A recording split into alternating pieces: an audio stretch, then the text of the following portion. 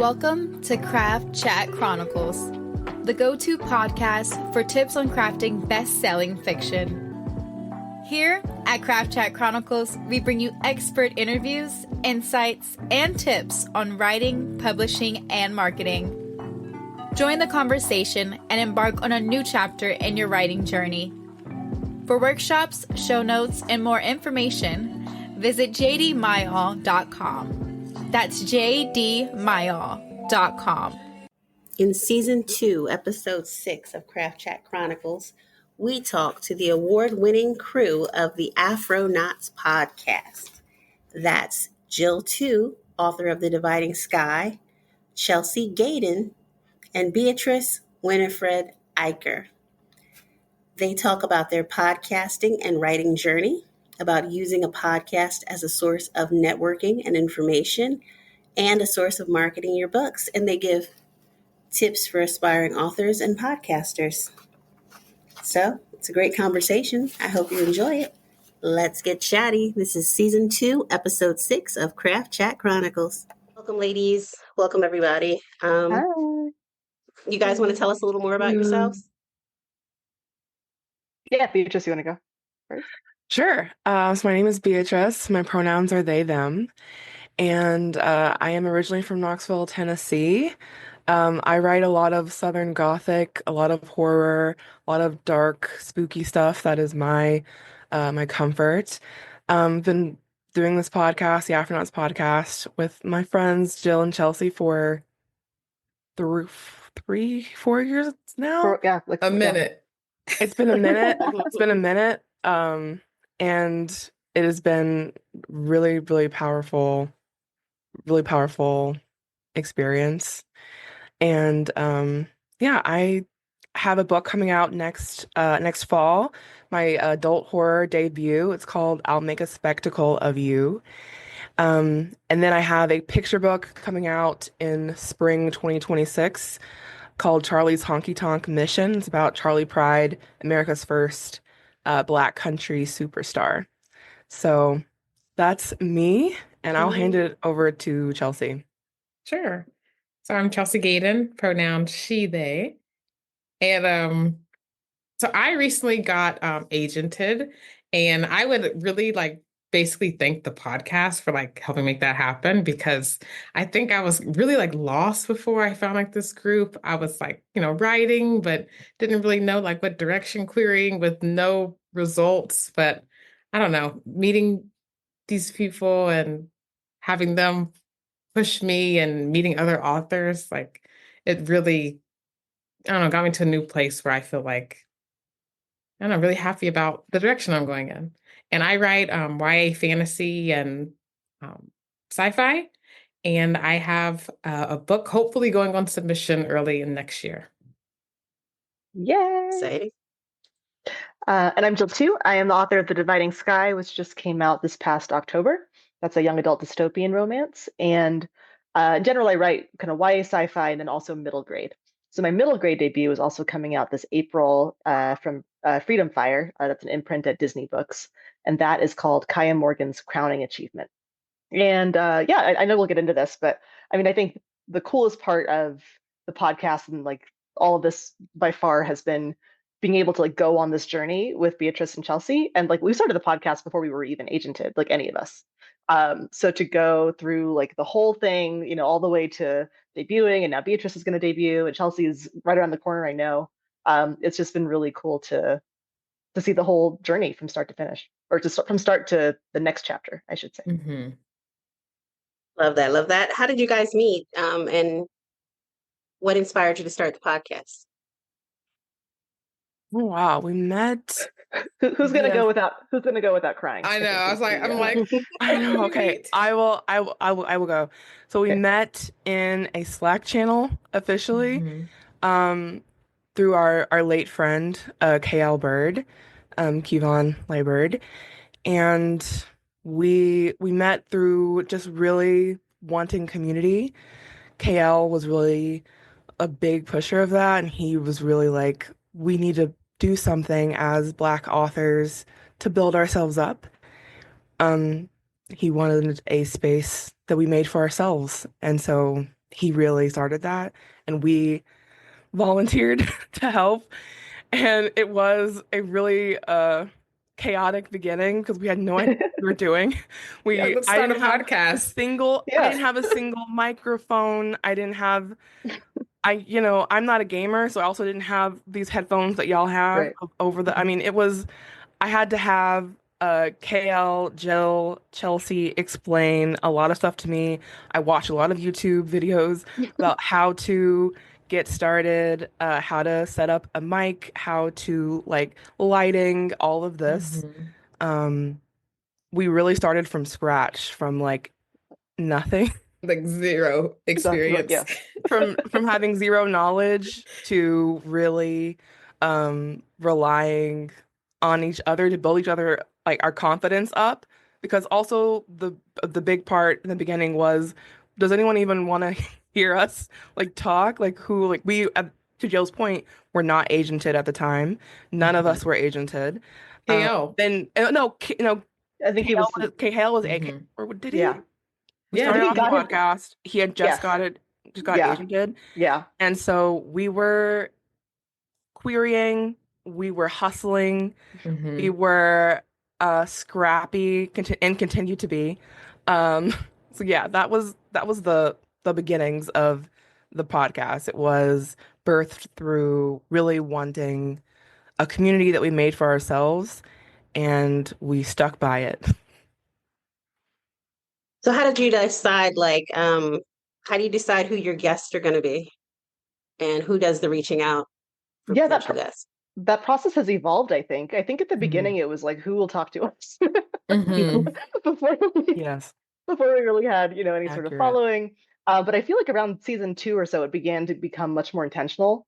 We started having spreadsheets and thinking about what topics we wanted. We also wanted to be really intentional about having a really healthy mix of established published authors and up and coming authors, because we wanted to keep in mind that part of the privilege of having a platform, even as small as it was, and as it was growing, is to be able to put people on to people that are kind of up and coming, that may not have the like official accolades yet, but are just as worthy of attention and are doing something really cool in the space.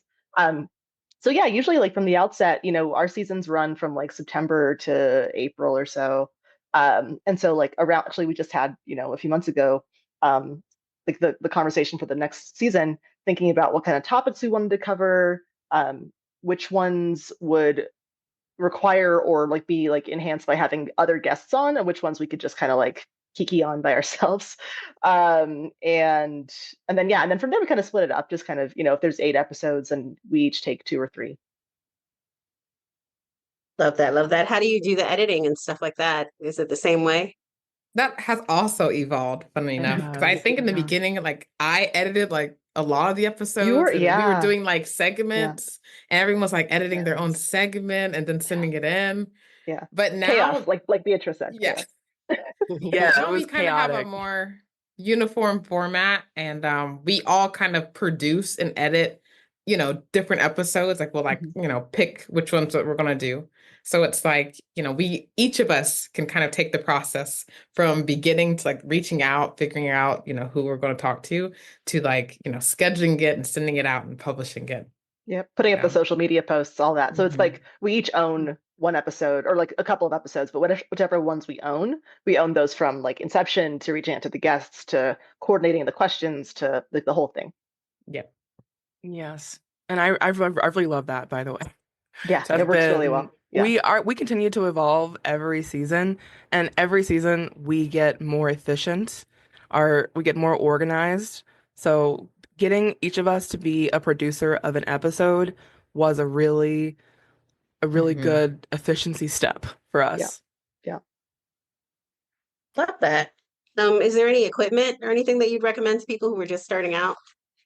Ooh, like the snowball Like the mic. snowball mic, yeah. Snowball mic. I have we like edit, Sony, like over the ear like a good pair of over the ear headphones. I definitely recommend those. Yeah, You we were reaching edited for your in. snowball. Can we see it?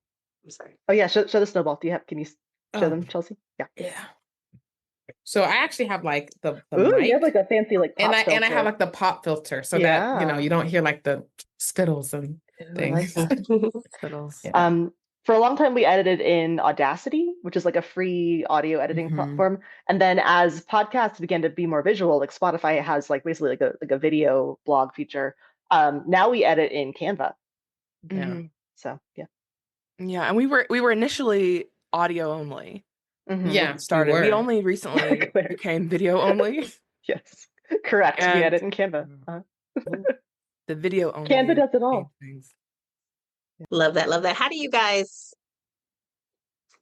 like, a lot of podcasts start, but then like beyond season 4, you don't see them. How do you guys assure that you guys aren't one of the ones that'll fade away and that you continue to work well together? I would say it's a combination of things. First, like we're legit friends and we like love talking to each other. We talk like every day. We like at least, we legit like just like to say talk like to how each other. Yeah. So I think one thing that the podcast kind of does is like it gives us a chance to like reconnect like as authors and friends. And we're kind of just doing things that actually interest us. Like the topics are things that like we're curious about. We want to talk to this author. We want to, maybe meet this editor. And I think that's a big part of like why we're still doing it. Because as we continue our like author journeys, we still have things that are interesting to us and things that we want to know more about and learn. And we just want to share it with, our listeners and our community. Love that. What was the most interesting interaction you had? I'm sorry. Go ahead, Jill. Oh, just one note on what Chelsea was saying. I think we've gotten really good at being honest with each other about like capacity, and just saying like I think we used to do I think every 2 weeks an episode. Like this season was a month, once a month because we knew that we had stuff going on. Like Chelsea had a really busy season at their day job, and then I had the debut, and like everyone's got stuff. We're all busy. We're all so busy. And that's the thing. As our careers become more successful, we will just get busier and busier. Yeah. That comes with the territory. Yeah. Also. Yeah. But yeah, trying to leave space for this always, and then just being real about when we trade off, right? So because we have that kind of from beginning to end episode ownership model, we can just say, hey, like I can't do the October episode. Can you take it for me? And we can kind of trade off that way, make it more sustainable for each other. I love that. Can you share a memorable interaction you've had with somebody you've interviewed or with each other while podcasting? I feel like whenever I think of like an interaction that made me feel like, oh yes, I'm so glad we're doing this. Like when we had Tracy Dion on the podcast, and it was just kind of like, and I'm pretty sure Tracy's like publicist reached out to us. Yeah, that's right. Because that was such like that was part of why it was such a big deal. Yeah. Because we were like, okay, we're reaching out to people. We're just trying to see, what sticks. But having someone who like we all admire, like reach out to us and be interested in like our little podcast. It was just kind of like, very memorable interaction. It was a great episode too. Yeah. She's a really powerful speaker and very kind. Behind the scenes. Yes. I was going to say the behind the scenes, like between Tracy and Karen Strong. I was going to say Karen Strong. Yeah. Who else? Yeah, there have been some authors who have come on and then like after the recording ends have given us some amazing like life advice, writing advice, encouragement, like just tea occasionally. I know. Yeah. Keep going, right? I think that's been amazing. And then to be able to carry those relationships offline to like different events and when we see them both on like Instagram but also in person, it's been really special. I love that. I know you guys were talking about doing a newsletter and a Discord. What are your visions for that?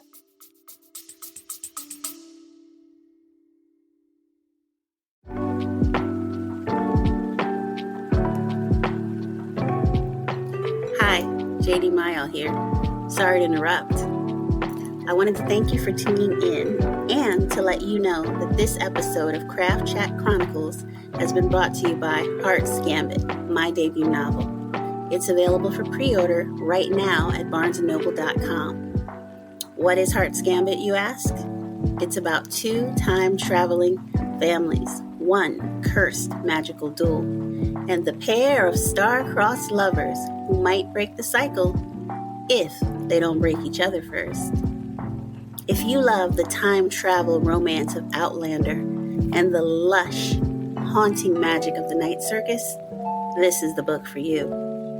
Pre-order Heart's Gambit today at barnesandnobles.com and grab your copy when it hits shelves. on February 3rd, 2026, wherever books are sold. Again, pre-order Heart's Gambit today at barnesandnoble.com and grab a copy when it hits store shelves on February 3rd, 2026. And while you're at it, don't forget to buy a copy of today's guest book and support their projects as well.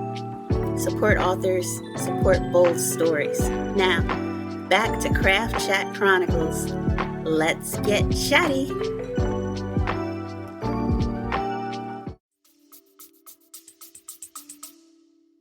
So with the newsletter, I mean, it's that's one of the things that like I feel like I've been, writing the newsletter and trying to compile the stuff, just to kind of keep people a little up to date.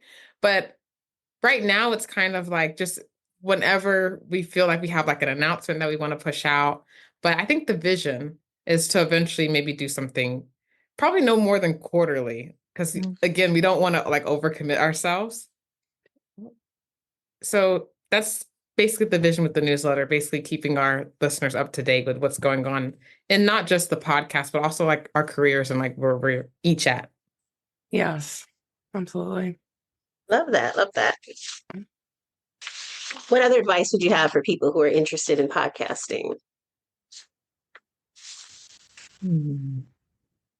I would say talk about something that like you're interested in, like I was going to say that. Outside of like an audience, outside of like other people's opinions, like something that you actually care about and you want to do the research, to do like the work to find out more about the topic, because that is what you're doing. Like you're going to have to like put together content. So you might as well be interested in it and have it reflect, you. It's like I remember when we were first starting out, and there was a moment where we were like, well, like, who are we to start a podcast? Like, what do we really have to say, right? Like, who's going to listen to us? And I think, what like we've talked about this, like the three of us just reflected, since then, is like you often don't realize how much you have to give to people, right? How much you actually know about what you're talking about, the expertise that you've amassed, over, X years of even just writing as like a hobby before you're agented. So don't discredit, I think like the actual technical expertise that you have that you may not even realize you have. But B, when I was in the querying trenches and even on submission, like I loved listening to, podcasts that are no longer around, with authors that were at the similar level in their career, because I just wanted to feel like I had like a writing friend in the room, and I think no matter what, like even if that expertise is lacking or you're not quite, where you want to be yet, that's fine. Providing community is just as important to help people keep going. Yeah, I was going to say, Love that. Podcasting as community is also really important. And when you're doing that podcast about something you're passionate about or interested in researching more, it comes off as more authentic to your audience. And so you make better connections with people.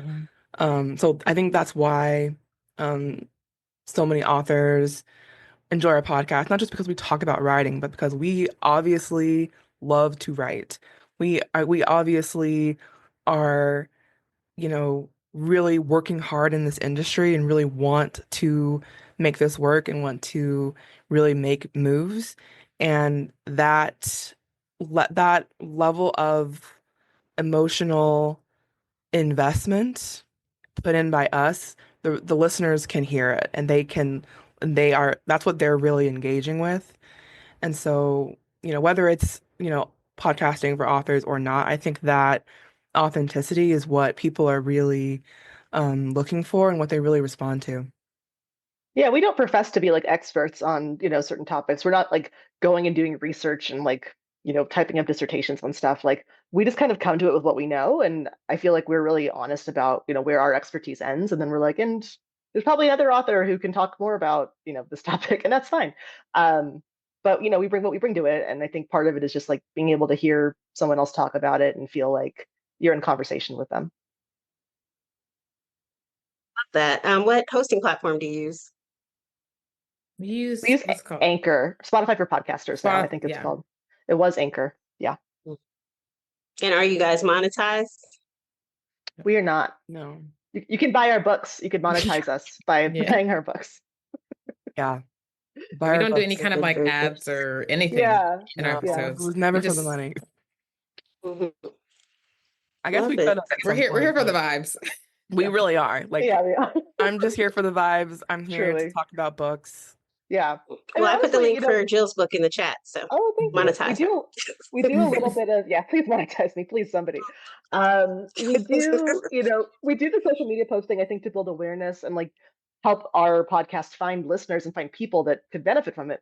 But I feel like, I mean, y'all weigh in, Beatrice and Chelsea. I feel like so much of what drives me in the podcast is just like curiosity and being like, how, like, it's like a way to cheat to get like people to talk to me about stuff I want to ask them questions about, right? It's like I want to Honestly, have like I want to ask this editor, or I want to ask this author, pick their brain on this topic, and like we'll just tell them that we have a podcast, and they'll give us an hour of their time. Like it's great.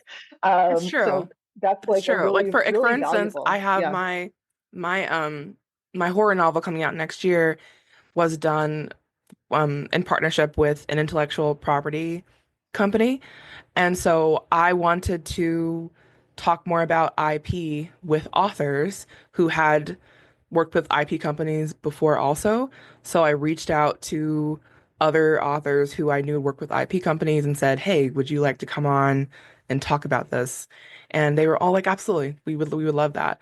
So that is honestly how it goes. I think, "Oh, I'm doing this thing that I would love to talk about or that I'm interested in." Like we're doing one with like romance that we haven't done like I think a bunch of romance stuff, but we were like, we really want to talk about Black romance. We really want to talk like, and I think it's just what are we interested in? What do we like? What do we, and I think the fact that we're interested in it is indicative of its value for Mhm. authors at large, just because I think we all cycle through the same kinds of like, could I do this? Could I do that? Maybe I should research this more. Maybe what is that like?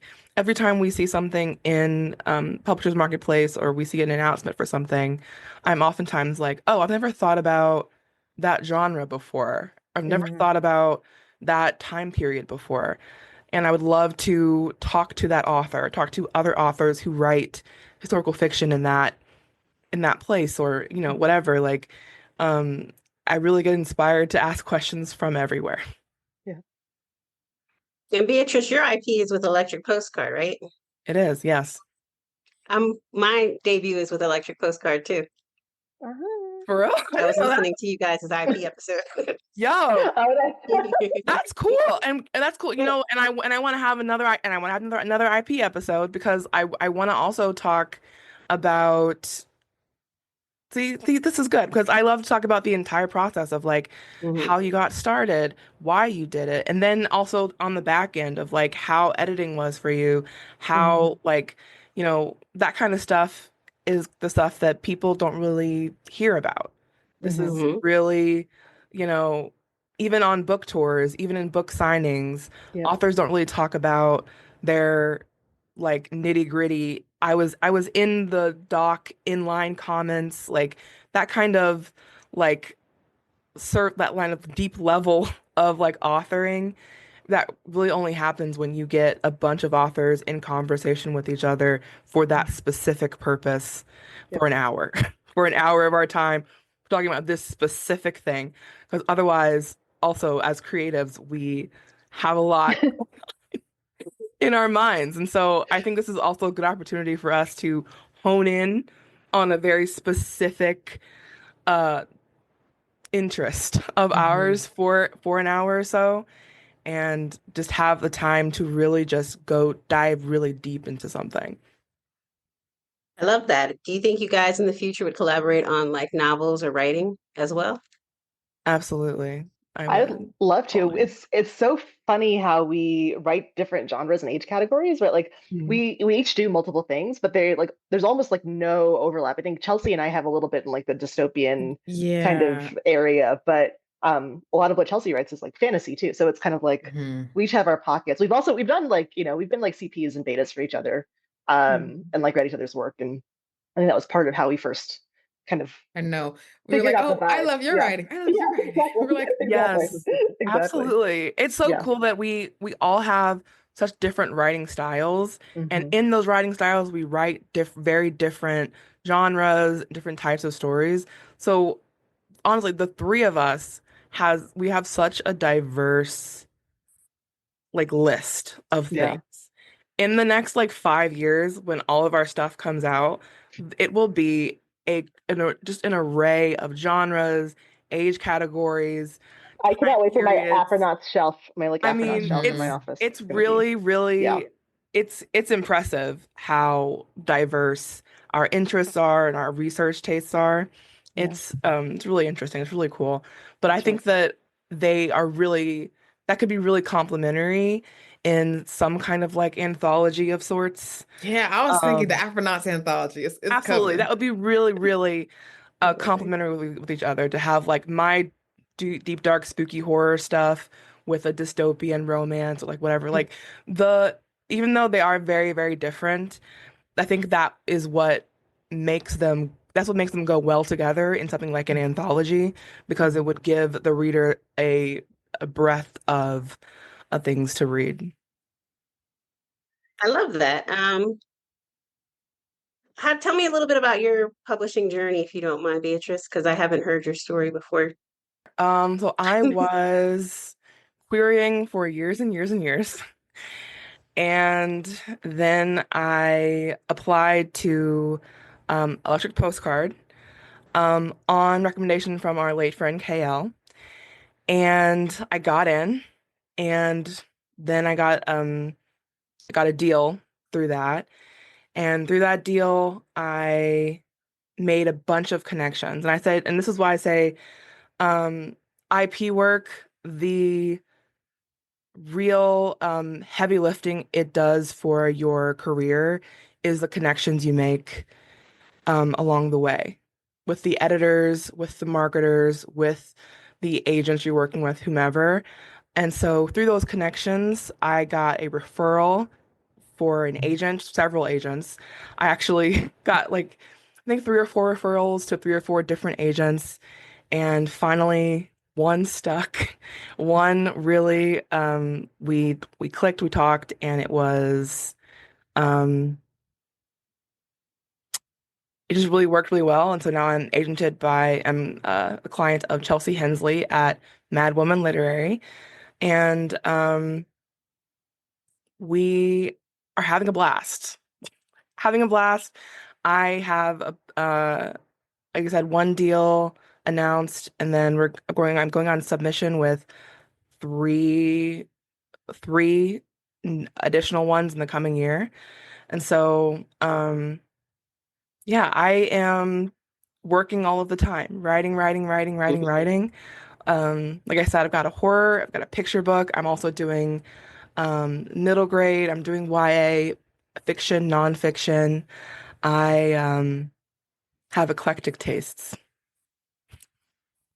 Love that, love that. Chelsea, can we hear your agent journey and how you got your agent? Oh, sure. So, like authors do, queried for years and years. I think I originally queried with like a YA dystopian kind of story. Like a plague, plague No, it book. was a plague. Yeah, Yeah, it was like Plague, a yeah, yeah. disease story. yeah. And I was querying during the pandemic, and it Me wasn't too. really hitting during that time. So I decided to start on a fantasy. I had never written anything fantasy. I was like, I don't even know if I can build a world, but hey, let's see. I'm just curious. So I wrote a YA fantasy, and I actually really like fell in love with fantasy. Like I've always loved reading fantasy, but like to write it, I really fell in love with that process. And I queried, and even though the draft was not ready to be queried, if I'm honest, I actually got like multiple pull requests. And I was like, oh, there's actually something here. So when I knew that the draft needed some work, I did that. And I think I did some pitch contests, and that's how I kind of got the attention of my agent now. And they requested a revise and resubmit from like a new version of the story. So I revised it, sent it out to beta readers. Jill's one, and I got some great feedback. And then when I sent out that rise and resubmit, Sarah Fisk at Tobias, like they loved it and they made an offer. And I'm really happy. I'm working on edits for it right now, and I don't know. It was just one of those things where it's like, I got a lot of like, I would say like green lights, like things that were like, okay, a lot, I sent out that first batch of queries and like I got some pull requests and people kept saying like, oh, I love this so much. But so I knew I was like getting close with the querying process. So when Sarah offered, it was kind of like, I was feeling like I was ready at that point. So it's been You exciting. were all ready at that point. I love that. I could relate to your plague during the pandemic. I did the same thing. I had a story with witches and a plague, and nobody bit. And I'm like, why? Yeah. I actually got a few pull requests for that one. I was a little surprised, but it was like not quite. Yeah. A That bit too depressing Yeah. for the time. poor timing. Too You couldn't real. have planned that. You couldn't have No. planned it, Yeah. Yeah. Very true, very true. Jill, can you tell us your journey? I know we heard a little bit before, but everybody might not have been here the last time you visited. Yeah, so let's see. So it took me 6 years to finish the first draft of the first book I ever wrote. That was an adult parallel universes story, and I queried for that was like 2020. Yeah, but when I was meeting Chelsea and Beatrice, I queried for about 6 months. Um, got a bunch of full requests because the premise was really cool, but I felt like I wasn't executing on the promise of the premise and like delivering on that. And so I applied to like Pitch Wars. I applied to a few different mentorship programs, and I ended up applying to Diana Foe, who is an editor at Erewhon now. She was at Tor back then. Now she's one of Hugo as an editor. She did a contest that fall that was for Black authors of speculative fiction, and the idea was that you would submit your manuscript, and then she would pick a winner. And if she picked you, then she would spend a full year giving you a developmental edit. So like read the manuscript, give you a whole edit letter. You go back and revise, give it back to her. She'd give you a few more tweaks, and then you'd be able to go query it broadly, but also to a handful of agents that kind of wanted a first look at that manuscript. I finished that draft. My youngest was like 3 months old, and I was like just typing in like 4 a.m. in the morning, was on my phone. And it was gobbledygook, but the deadline came, and I was like, okay, I'm just gonna send it out. I'm gonna fix the grammar and go. And then a few months later, got the email that I won, which was incredible. And Diana, that was my first edit letter, my first experience working with like a publishing professional. She really, taught me what it was like to revise, at a professional level, and also gave me permission to do a lot of things, in the genre of like adult sci-fi that I hadn't given myself permission to do, and get a little bit darker with it. So revised that and then submitted it, or went out to submission on querying again. And my agent, Jen Azantian, was on the short list of those agents. And it's funny because Jen is almost never open to queries, like just like generally open. You either have to, be part of a contest like this that she's participating in, or you have to have something on her manuscript wish list. And a year prior, when I had been querying just on my own, my friend texted me at like 10 o'clock at night and was like, "Oh my gosh, like Jen Azantian just posted this thing. It's exactly what you wrote."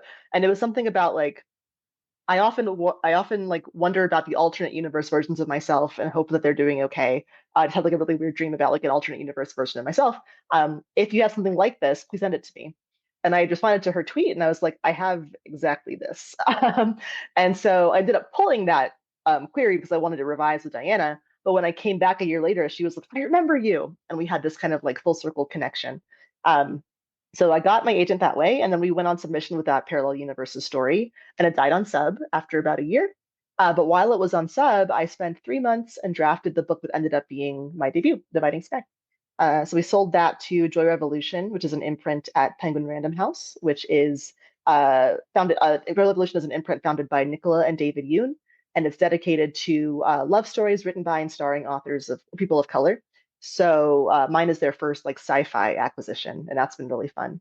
So Dividing Sky came out, and then I got another deal with Disney for the middle grade books, and then I have another book for Revolution coming out next fall, and that's me. Love it, love it, love it. My story was kind of like you guys, how you were saying you started your podcast to reach out to people you were curious about. That's kind of how I started doing like author interviews and stuff. So I reached out to Donnell Clayton, and I was doing an interview with her, and I was talking about electric postcard didn't exist then. It was just cake. And I was talking to her about her company, and she was talking about how she was trying to, create a gateway for people to get into the industry and stuff. So at the end of the interview, I did something I never do, and I shoot your shot. I did. I was like, hey, I write. And she was like, send me a sample, and I did. And then she Yes. called me back in 15 minutes. She's like, I love it. Let's work. And then I was like, yay. Nice. You gotta shoot your shot. Always. That's Yeah. great. Always, Always, always, always. always, always. Love it, love it, love it. Loved hearing your stories. Loved learning from you guys. Is there any other advice you want to offer to authors or podcasters or anybody listening? I would say like just try stuff. Like even if it doesn't work out, like it's fine. Just try it. Like just go out there, give it a shot. Like with querying, with story ideas, with podcasts, any kind of content that you're curious in creating. I think if you might discover something that like you didn't think that you could do. Like I didn't think that I could do a podcast. Like I was like maybe behind the scenes, like maybe not, talk about things on in front of a camera, but I've really enjoyed the process. And to me, I feel like I've grown out of my comfort zone, and I'm really happy that like I did it. I remember the night like when everyone was talking about officially doing the podcast, I told my husband, should I do that? Like, I don't know. That doesn't sound like something I do, but something about it is like appealing to me. And It he's was like, go so for infectious. it. And I did. And it's like, Yeah. such a great, like life-altering decision, really. Bro, yes. I think you hear it all the time, but community really is so important. Yeah. And in the publishing industry where it can oftentimes feel so lonely as authors, because we're oftentimes writing by ourselves, and it can feel like no one else is going through this thing. No one else knows the trouble I've seen. But it's not until you're with other authors that you realize, oh, everyone is feeling this way or is feeling similar to this. I'm not the only one who has thought, oh, this is actually not a productive way to go about querying, or like, I wish agents did this differently. Everyone is thinking that. You're not alone. Everyone is thinking querying is inefficient, or being on submission is inefficient, or X, Y, and Z is too difficult, or blah, blah, blah. Like, this is something that I promise you other authors are constantly thinking about and want to like talk to you about it. It is an important part of community. Like, even if it is trauma bonding, even if it is just like venting, even if it is just like this thing happened and I hate that and blah, blah, blah, even just like being really vulnerable with someone, it's really important. And I think that is a big part of our success, is that we were vulnerable with each other, with like, these are my dreams. This is what I would like to do. Let's have someone on to talk about that. There's a vulnerability there that really comes, that I think can be looked over, but it's really important. That like, I want to be a horror, my one of my dreams is that I want to own a horror imprint, and along the way I want to have several horror editors on. I want to have other imprint owners on. I want to have, X, Y, and Z. And this is part vulnerability, part ego, maybe, of like, I would say part I'm manifestation. part manifestation of like, I'm gonna get this done. And this podcast is a really fun tool for knowledge and community. Love that, love that. When you get that horror imprint, let me know and I'll whip up something scary for you. I will. I'll let you know. Sorry, I can't really be on audio right now, but I wanted to ask. Yeah, how big of a learning curve is the editing and platform and all of that? Might have missed this at the beginning of I think with Zoom. That's real. Yeah, I think it was fine. We jumped right in. I think Anchor, Spotify for podcasters makes it really easy to get started. The onboarding process is really straightforward. What else? Like buying a microphone, like even that is like, it helps, but it's not like a requirement to get started. And then editing, yeah, you can do Canva, or Audacity is also free, and they eat like this very straightforward, just like editing is pretty much like what you would be used to doing in like TikTok, Claire. So like it's very straightforward. I think it's not complicated at all. It's like scheduling a post. It's super easy. Yeah. I I still think can't figure out how to schedule an Instagram post. Can you schedule Instagram posts? I think you can, yeah. Yeah. Mhm. See, I don't be knowing that kind of stuff. That's not. I have to know. I feel like I do all my stuff later in the night and then I schedule it for the next morning because Yeah, that's real. You can see, and you Love see, it. you see our different working styles in Mhm. in action. Beatrice's like, I don't want to know. I don't Like have to know. I'm not Yeah. gonna do that. Any more That's none of my questions? business. Oh, I'm sorry. Any more questions? I have a question. Mhm. Um, I'm very excited for all your books. I hope we get titles after this Zoom meeting. Yeah. So in what you talk about now that you're on the other side of the agented part, does how you talk about certain topics, have they changed since when you first started the podcast? That's a great question. I want to say no, but I will say that I am more aware of Yeah. what I say, and that once oh, listen, excellent question. Because what being agented has really taught me also is how much of a business this is, and that although this is, my life stream, I'm an artist, I'm a poet, etc., I do have to like put on my adult pants and recognize that this is a business call, this is a business, etc. And so that that part is why I'm more aware of what I'm saying on the podcast, because I have to be aware I'm speaking as an author, but also as the client, as a client, as someone who has contracts with a company who very well could take away this book deal from me if X, Y, and Z. And so I have to be aware of that. Um, I it's not like I censor myself necessarily, but it's just more so of I'm not going to um say something super outlandish because I like having my job and money. And that is something honestly that you have to keep in mind, that like, listen, this is my job. And at the end of the day, I need this job. Yep. And I so think that's that's right. very Yeah. honest. Yeah. And I think even before, I mean, like, we were just getting on the podcast to chat, but we also know that it's a positioning and like marketing tool. And if there's an agent who's interested in taking you on as a client, one of the first things they're gonna do is check out your social media and check out And your they other did. platforms. And And they they did. did. Yeah. They did. And they So told us that they did that. yeah, yeah. So like you have to be aware of that. You're not just like talking into a vacuum. Like that's what the group chat is for.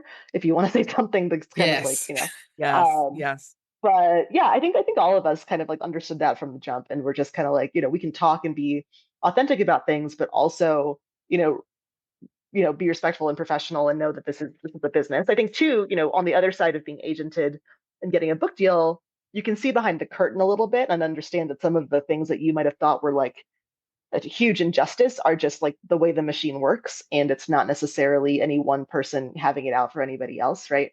um Things that a less seasoned author might take personally, somebody who's been through it once or twice says like that's just kind of the way the job goes. Yeah. I want to emphasize the people looking for you, because my agent, when I was on the call with her the first time we ever talked, she said, "I listened to your podcast. I really enjoyed it." And I had no idea that I never discussed my podcast with her. I never mentioned it. But she looked me up. She looked up the podcast, my social media, etc. And she told me, it's like, I listened to several episodes, you like blah blah blah. And so you have to also like be aware of that. When I went to New York last God, what month is it? Last month, and for with my picture book publisher, and I had someone come up to me and say, "Oh, I love your podcast," blah blah blah blah, and I was like, "Oh wow, thank you." And It's public.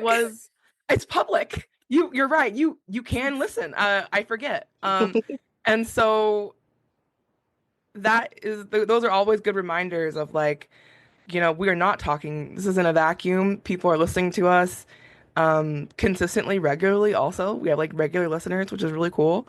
But it's also a responsibility because also a lot of our listeners are Black authors, Black unagented authors, and that is, also there's responsibility that comes with that also to be, a good resource for them.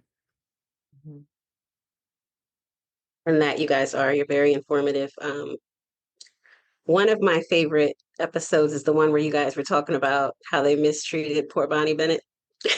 Oh, that was a great one. That was That a was so really good. good one. And that was because I Beatrice- wanted to Beatrice talk said about that. Bonnie Bennett. That's Yeah. true. Yep. Beatrice was like, I want like this whole conversation. And I we learned had it so and it was much. great. I did. I said that. I said, listen, I want to talk about it. I have a lot to say, and I still do, and I always will. And and that's really a really good representation of the podcast because it really is just me being fired up about something and being like, I want to talk about this for 45 minutes, and Jill and Chelsea being like, yes, okay. Yes, But absolutely. what I love about it is is what I love about it is how you connected it to craft. So you're not just talking about it like a fan venting, but you're talking about it like a fan venting, but then you bring it back to the writing and what worked and what didn't for you. Mhm. And that was what, made it so enjoyable for me. I'm glad. I worked hard on that. Thank you so much. I appreciate that. That was a really fun. That That was a episode really fun was originally I did a Voodoo Knots class on Southern Gothic television. And so I adapted that for the podcast for the Bonnie Bennett interview with the vampire, all of that. So thank you. I really appreciate that. Yep. Hey Mo, Hey. did you have any questions? Well, I had a comment. I thought it was very interesting when Jill talked about how she had a piece that sort of didn't go anywhere, or she was able to pull out a piece from a year later. Yeah. And sometimes, we either start pieces that kind of don't go anywhere, we leave them half sitting.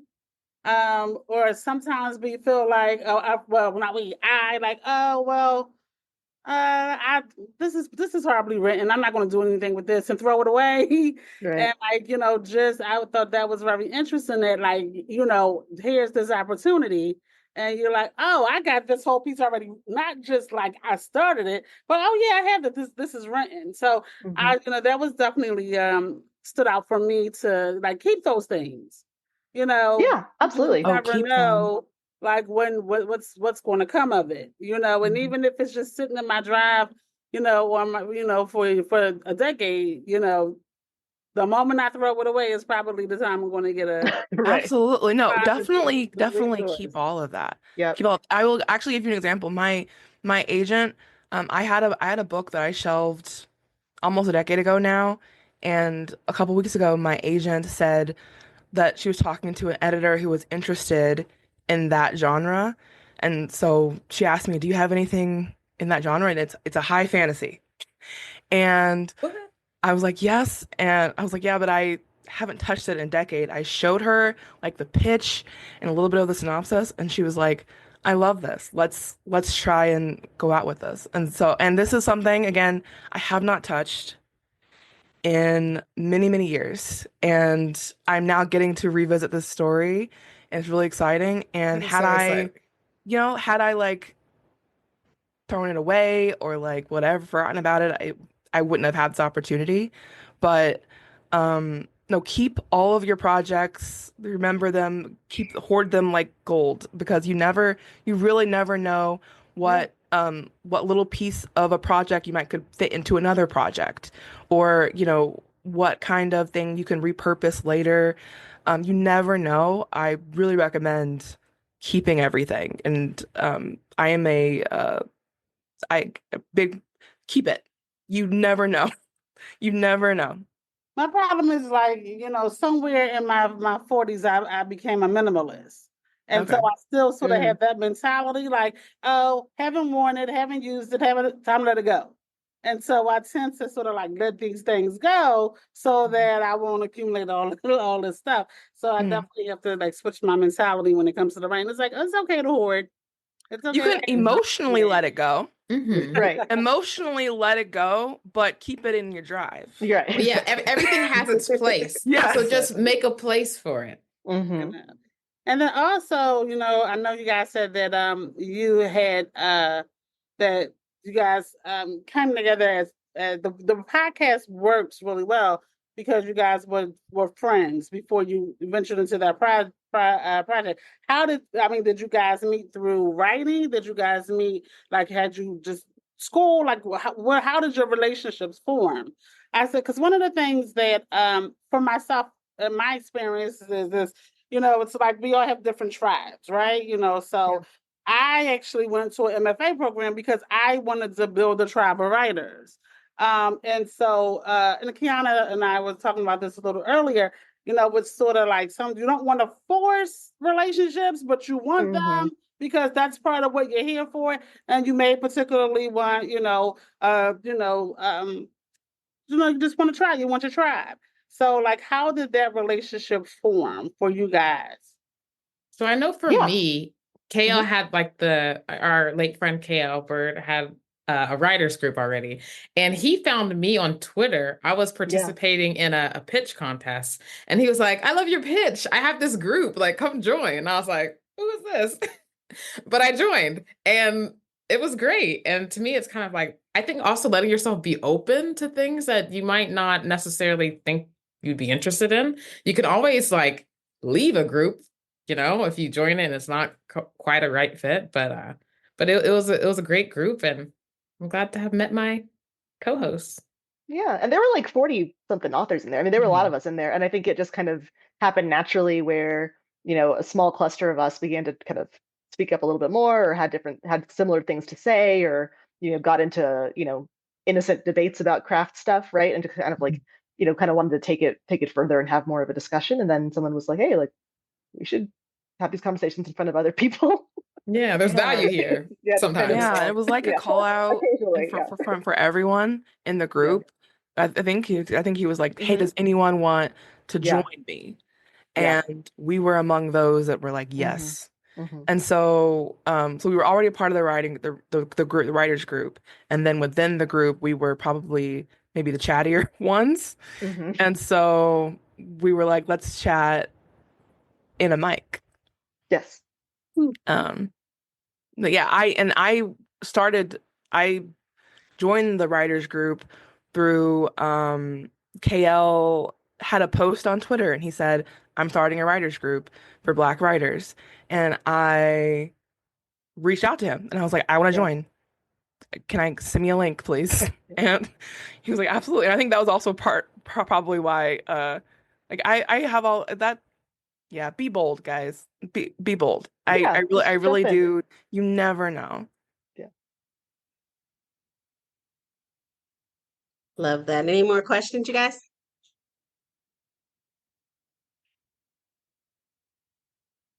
Well, then I guess that means you guys were super duper thorough.